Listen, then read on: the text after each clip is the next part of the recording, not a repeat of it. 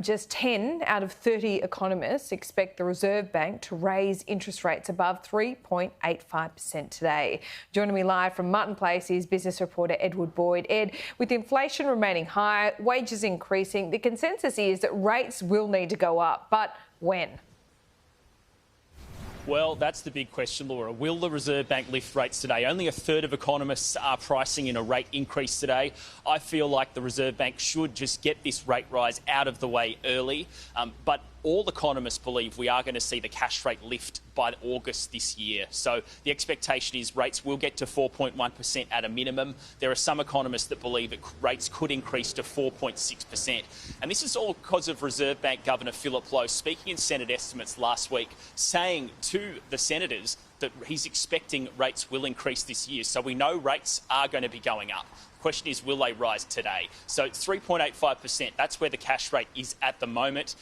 We're expecting it to go higher by 25 basis point increments. We could see a cash rate rise today, Laura. It's really a line ball decision today from Governor Lowe. Yeah, it certainly is. And if rates do jump to 4.1%, then the number of households at risk of mortgage stress is expected to rise to what, almost 30%?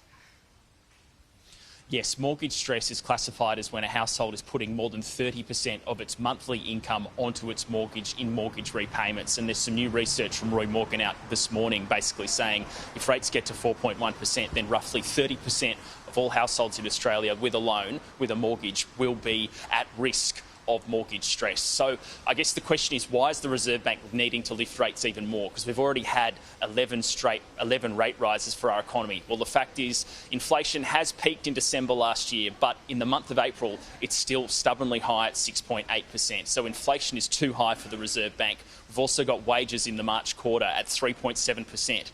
That's a strong increase for wages at an annual rate. And we've just had the Fair Work Commission ruling on Friday, increasing the minimum wage for Australia's lowest paid workers by 5.75% from the 1st of July. So these are the factors which are triggering the Reserve Bank and forcing them to lift the cash rate at some point this year. So when rates do go up to 4.1%, we've got a chart which we can show you the monetary impact on someone. With a $500,000 mortgage, it's another $76 a month in repayments. But when you go back to before rates started being lifted, back to when rates were just 0.1% at record lows, it's a cumulative impact of about $1,100 extra each month in repayments. And those figures get doubled if you have a $1 million loan. So people are putting a lot more money on their mortgage each month. More people are getting into mortgage stress. This is obviously an issue, but unfortunately, rates are going to continue creeping up later this year, Laura, and people in Australia will have to deal with it. They're going to have to prioritise spending on their mortgage over other things like in retail stores and going out and spending money on takeaway food and things like that.